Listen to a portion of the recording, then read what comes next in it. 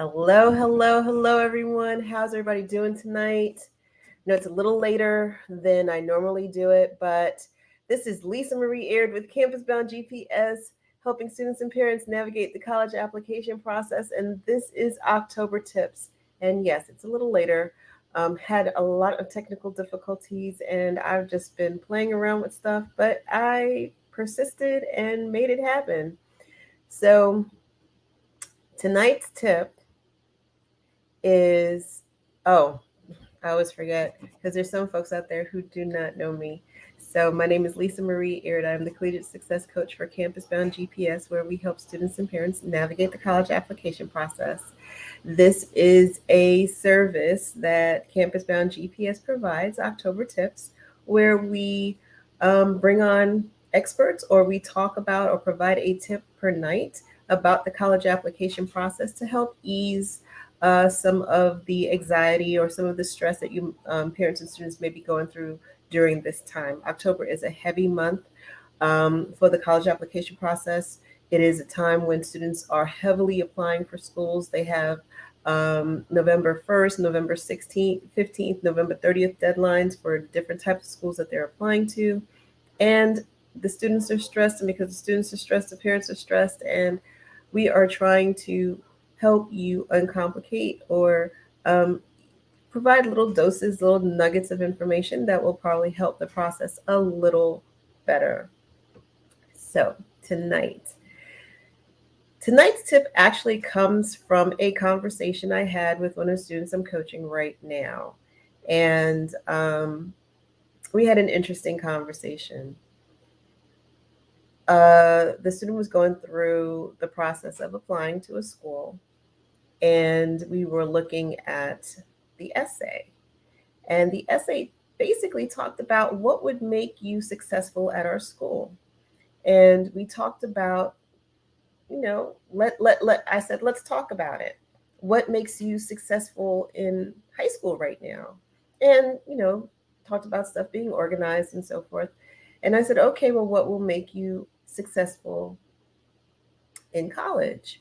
And, being focused, staying organized. Yeah, sure, great things. And uh, the question was, what would make you successful at this school? Because when you think about your successes, yes, it's staying focused, but it's also thinking about the environment that you're in. It's ensuring that you're in a space that motivates you to wake up every morning and go to your classes, or if you have evening classes, after a long day of doing whatever, going to that class and making sure that you are paying attention in that class. It is also looking at your social circles and enjoying that part of college as well. So when I presented it that way, the response was, well, I don't really want to go to that school. So my thought was, well, why are you applying? And the conversation led to, well, it's a safe school. My thought on this is, just because it's a safe school, you still need to like it.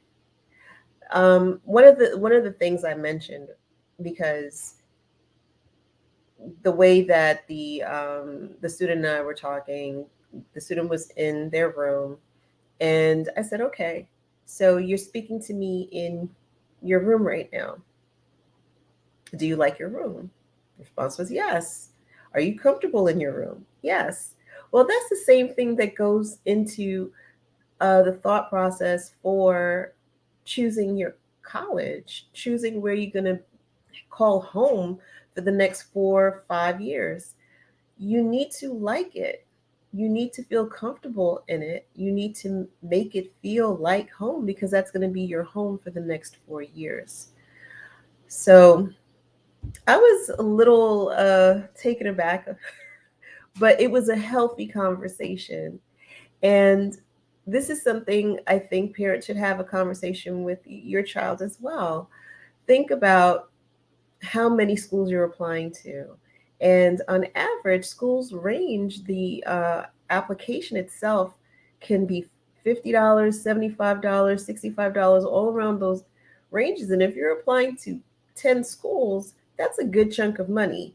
So if you're a parent and you know there's a budget for the schools that your child is going to apply to, really take into consideration which schools your child is applying to, and gain an understanding of why. What is capturing? Because those are the questions that the school is asking as well. Why do you want to attend the school? And it'll reflect in the essay. So if you want to have a true uh, essay presentation, because this is where the school is judging you too, you have to really give a strong, solid, convincing tale of why you want to be a part of the school and what would make you successful in the school. At the end of the day, you want to be in a school, regardless if it's your reach school, if it's your safe school.